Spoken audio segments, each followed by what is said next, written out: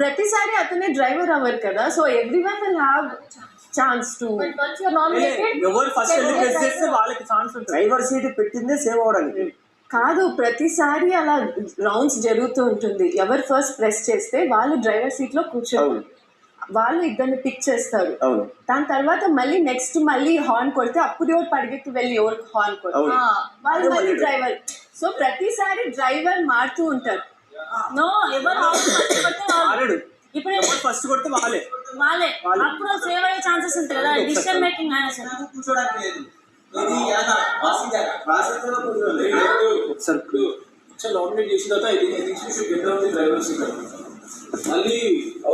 మళ్ళీ ఫస్ట్ నుంచి స్టార్ట్, మళ్ళీ అందరు దిగాలి, మళ్ళీ హార్న్ వస్తుంది, సైరన్ వస్తుంది, అప్పుడు వెళ్ళాలి.